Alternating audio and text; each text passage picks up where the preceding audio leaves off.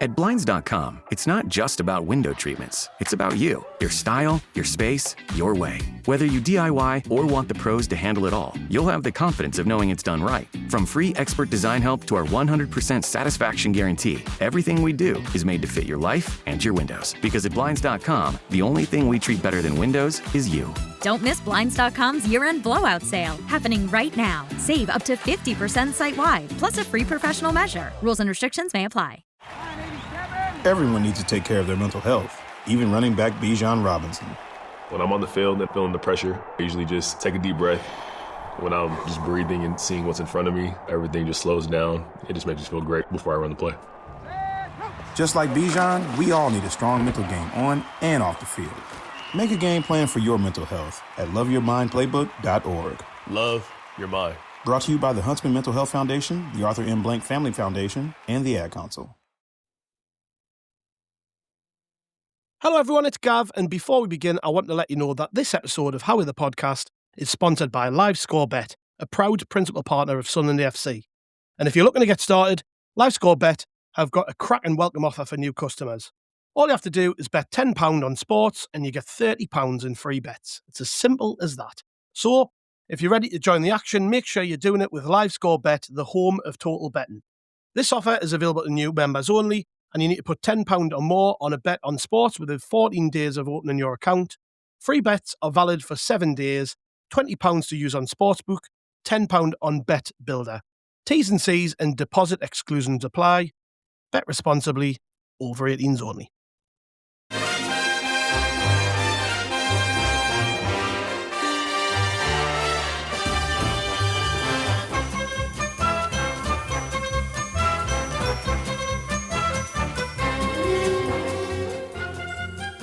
Hello everyone and welcome to How Are the Podcast, sponsored by LiveScoreBet. It's Gavin who joins us for today's OPPO preview as we look ahead to the Spurs game that is coming up on Sunday. And today we've got a very special guest. It's Ricky Sachs from Last Word On Spurs. How are you doing, mate?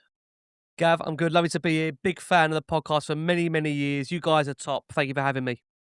Oh, no problem at all, mate. No problem at all. I've just seen you there before we hit record. I was just listening to your live pod with the fellas that you do your show with, and it gave us a bit of a grounding to go into this one with. I've got to be honest, because I'm such a Sunderland obsessive that I'd kind of, I don't know whether I'd kind of ignored the fact that you guys weren't very happy with things at the minute, how things are going over there. So you can just give us a bit of a rundown of the headspace, where Tottenham fans are at right now.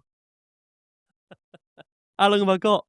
I would just say there's like a total disconnect from the fan base, from the very, very top of the club, right down from the manager, the coaching staff, the players, right through the club at the moment. It just feels, there's a total disconnect. I mean, it's a bit of a bizarre one because as many fans will know that obviously follow your great podcast and look at Tottenham from afar.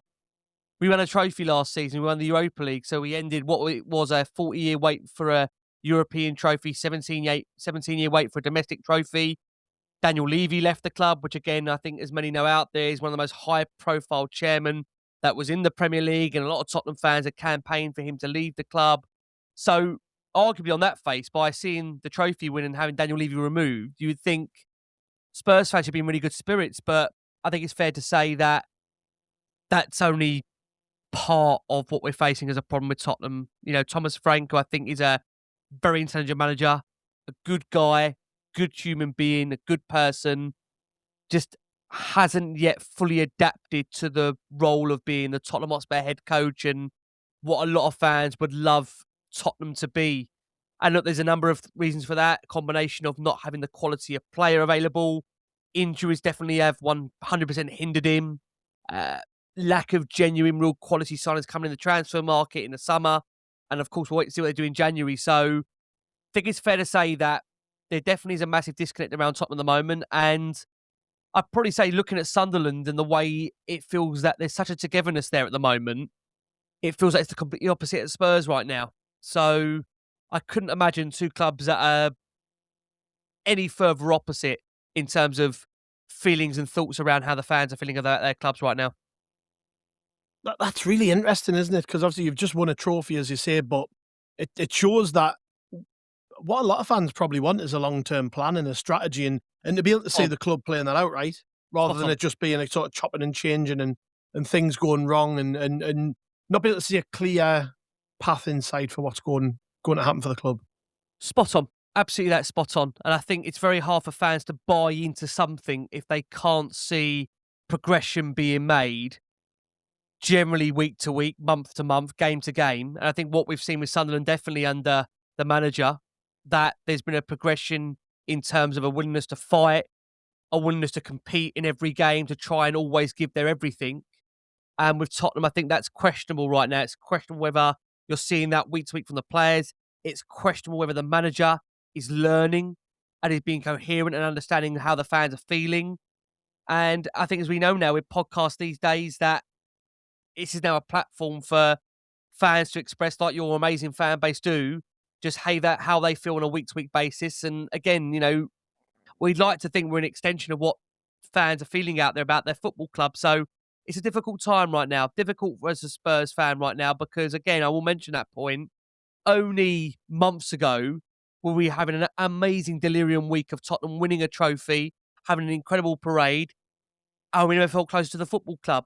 But what we was told is that was going to be the springboard to further success.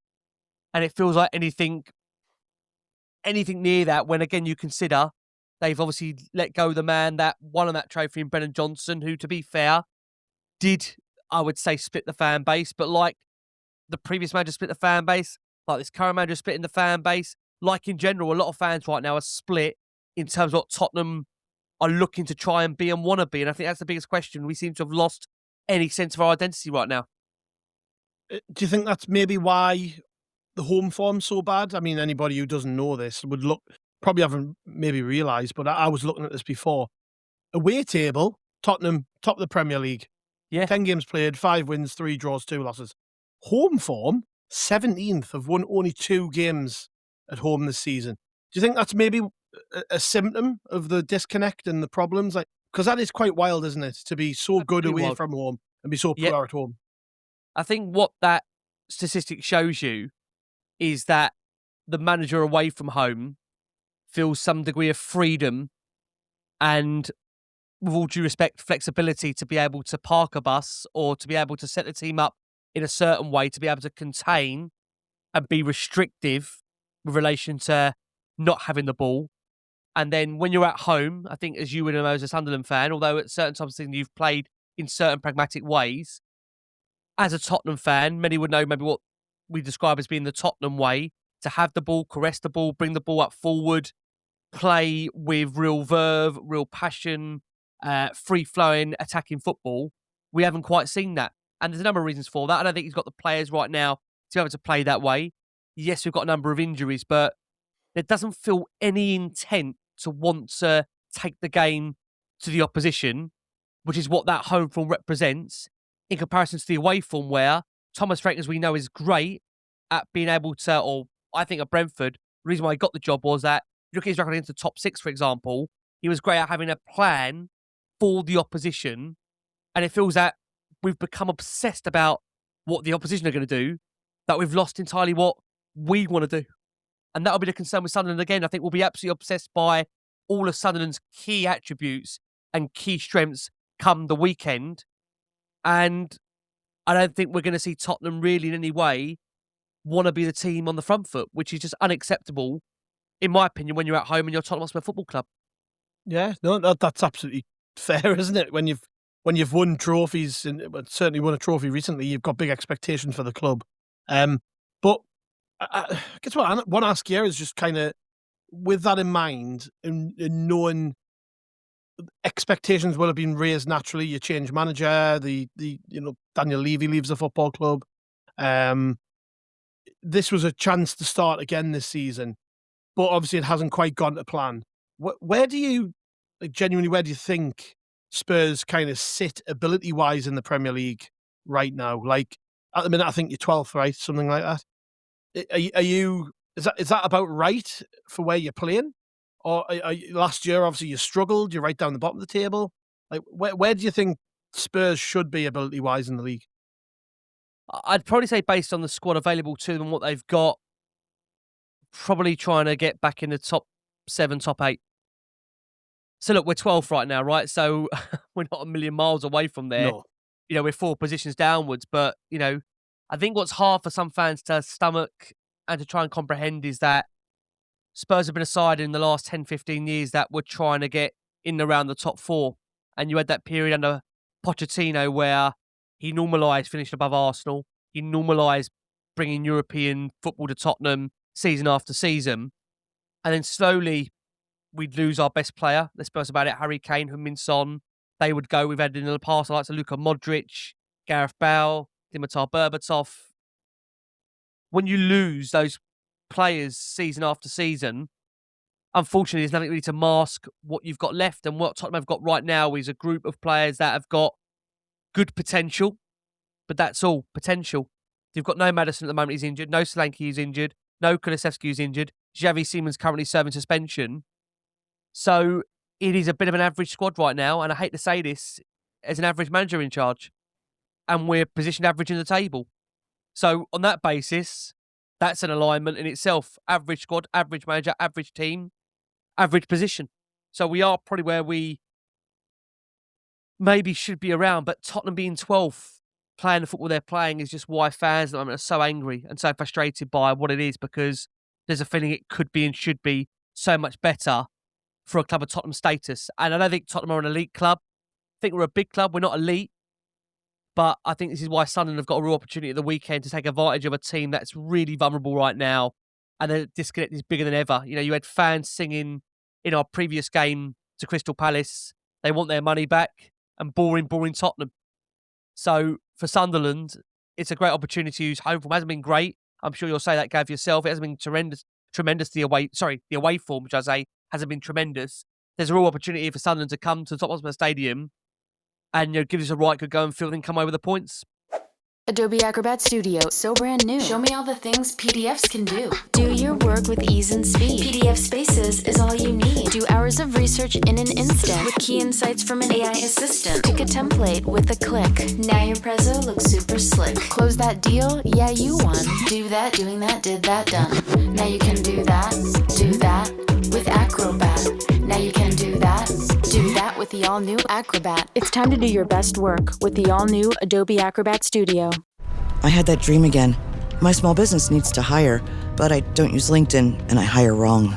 So our orders get all backed up. We're drowning in paperwork, then actually drowning.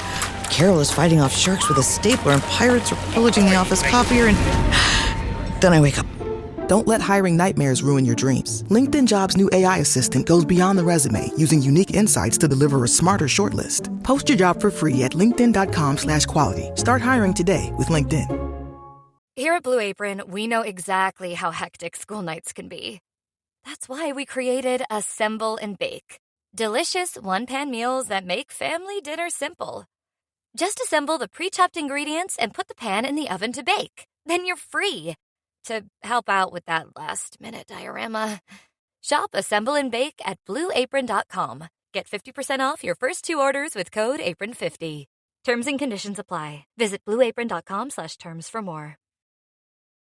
Is that been the case then? Teams have just been coming to your ground and going, we fancy this. We're not fearing anything now. I mean, like I said before, lost 5 home games out of 9 this season, which is unacceptable by anybody's standards in the Premier League, right? So is that the case then? Teams are just turning up and thinking, we've got nothing to fear here. We know we can go there and get something. Well, I think that's the issue that you've got, is that I think it'll be well aware the manager would probably be saying to those players or whoever are turning up to the stadium, if you score first, I'm not sure the crowd will be standing and being with the players. And I think one thing I've always felt with Sunderland, there's a loyal core fan base there that have always tried, even through the difficult times of suffering, relegation, you'd have real hardened fans that have seen the bad times. And I think the problem with this maybe generation of Tottenham fans is that we're unheard of seeing this diabolical form you mentioned there about the home form. Home form's unacceptable. So I think the problem I've got is that the players to some degree have normalised losing because of last season, what they've been through, having 22 league defeats. And let's be honest about it. Yes, we won the European trophy, but we know domestically the form was nowhere near good enough, which is what led to obviously Ange being let go. and bringing Thomas Frank in. And I just think the players, for me looking at it, they don't look fully on board with how they're being asked to play. And my worry would be, again, at the weekend, Sunderland will come and they will feel if they score first, they can win the game. And there'll be genuine belief in Sunderland. They can come to Tottenham and get points the same way as we've seen Fulham come here and win, Bournemouth come here and win, because those teams have got nothing to fear, nothing to lose. They're going to give it a go.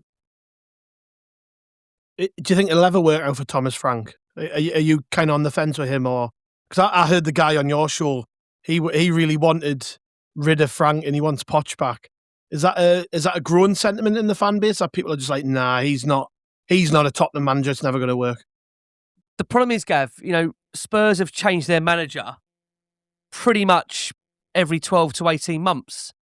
So no one's really had a chance to build anything. And when people mention Pochettino, he is, I would say, the last manager where the majority of the fan base really were in love with regards to how Tottenham were playing, the direction the club was going in, the feel-good factor. And when things are bad and when you don't trust your ownership and you don't trust the current manager and you don't maybe trust a lot of the players, you can't help but hark back to somebody that you felt a connection with that could potentially at some point down the line be available again in Pochettino. And he's made it very clear that he would love to come back to Tottenham. So I feel for Thomas Frank. I think he's a good manager. I think he's a good human being. I'm just not sure whether he can manage to step up to Tottenham as a club.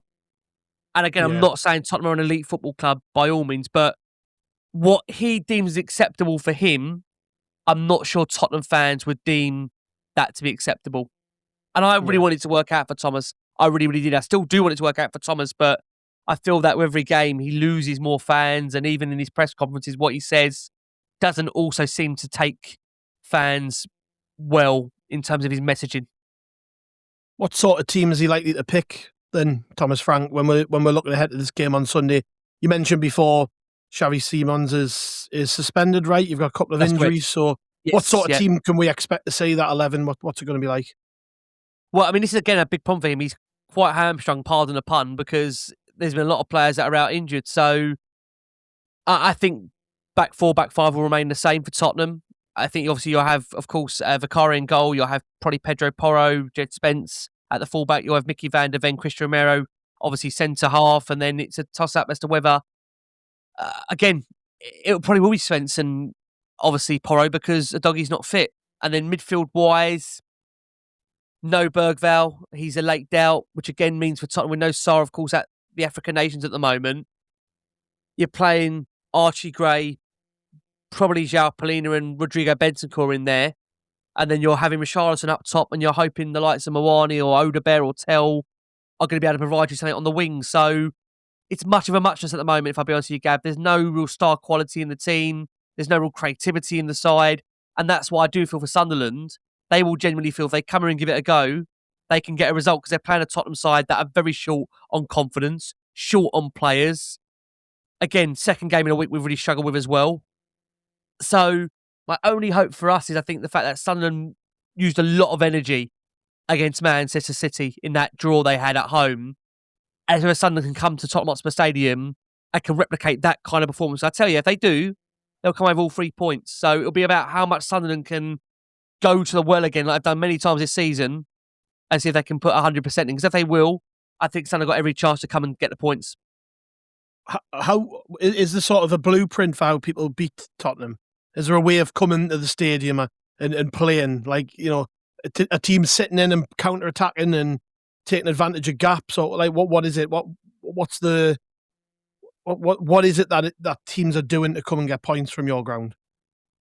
I would say teams are coming to Tottenham and believing they can have a go, and they are pressing us, and we can't seem to deal with any sense of press from an opposition at the moment, which is a shame because that was one of the key qualities of Thomas Frank's Brentford side, where they had real good aggressive pressing, winning duels. And at the moment, because like you've mentioned, the home form isn't great.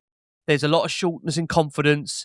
The fans are getting on players' back. So you know what it's like when a misplaced pass takes place. There's groans from the stadium, which then leads to players showing uncertainty on the pitch.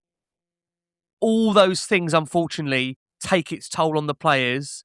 And I mean, with all due respect, teams have not been at their best to have to beat us at home. Fulham weren't that great, but they put enough pressure on Tottenham and enough pressure on our players where, unfortunately, mentally, they couldn't withstand the pressure. So I don't think there's a style of play to come to beat Tottenham. I do think if a team comes and presses aggressively, I'm not sure at the moment Tottenham, either mentally or ability-wise, are really at a point where they can nullify an opposition, which is really, really sad for me to say. But you're playing against a team that is very short on confidence, as the home form shows you. Because away from home, it seems a different story. We are a lot more resilient away from home. We have grounded out 2 clean sheets on the spin, but just the mood around the club, Gav, at the moment is a real low. It's a real shame. What sort of style of play can we expect from Spurs then? Like I said, is there a way of playing? But like, what can we expect? Are you going to try and keep the ball? Are you a team who likes to sit deep and break? Like what can we expect? I'm guessing by your laughs, you don't even know what you're going to get. Listen, I've listened to your podcast for many, many years, and in coming to do this preview, I'm sitting there thinking, have you ever heard this before? But I don't know who Tottenham are, and I don't know what we want to be. I'm not sure what we're trying to be. There isn't any real style. There isn't any real identity. There isn't a pattern to play. There isn't any structure. There isn't any organisation. I'm not sure what you're going to see. If I'm honest, Gav, I know as much as you know in terms of what I'm expecting to see from Tottenham at the weekend. I don't know. I really, really don't know. Thomas Frank will set up to not lose the game. Mm-hmm. And that, as Tottenham fans at home, is unacceptable. Yeah. It sounds like we might be playing you at a good time then. So I'm kind of hopeful. I'm hopeful we can get something. What's your gut telling you about this game? Are you erring more towards it being a bad result for you guys? Terrified, yeah. I the best I can offer us is to go and get a point at the moment, which sounds mad because we're at home. And with all due respect to Sunderland, I'm sure you respect it as well, Gav. You know, that should be a game Tottenham really should be winning.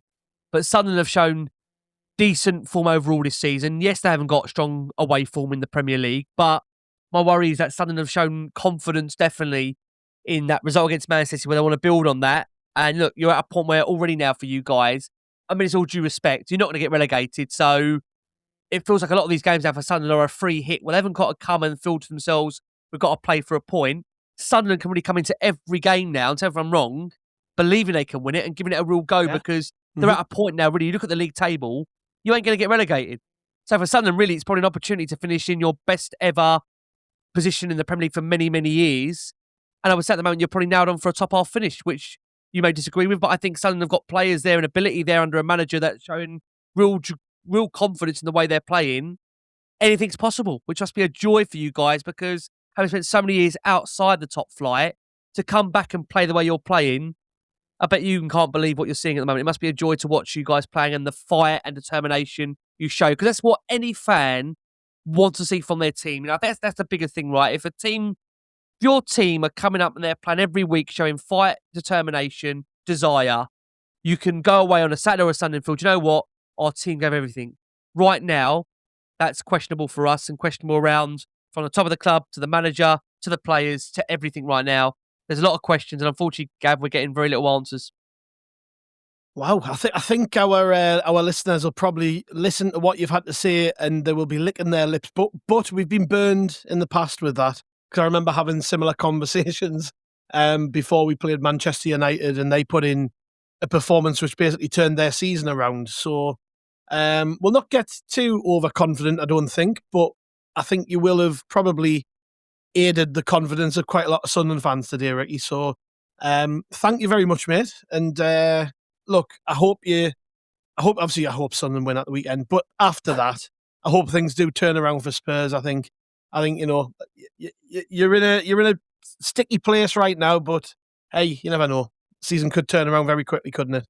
It could do. You never know in football. It can turn around fast. I think you guys are a byproduct that just shows how quickly things can turn around in the space of a year or two with good manager, good recruitment, good people involved. And look, I wish you guys, of course, the very, very best for the rest of the season. You've got a fantastic podcast. Big fan of it. You do great work on here.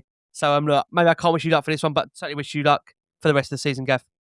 Cheers, mate. And if anybody wants to just drop in and listen to what you guys have got to say, where can they grab all of your content? Yeah, you can find us over at Last Word On Spurs. We're on every major podcast platform. And of course, we're on YouTube as well for instant post-match analysis to every game and pretty much everything that happens in and around Tottenham. Brilliant. Well, thank you very much, mate. Really, really appreciate it. And like I say, good luck for the rest of the season. Thank you very much to the listeners. As always, we really appreciate your support. Make sure you drop in tomorrow for the match day preview as we take a proper Mackem look at this game. And of course, we'll be back with the reaction and review pods after that. So make sure you catch rotereport.sbnation.com also. Thank you very much, everyone. We'll see you tomorrow.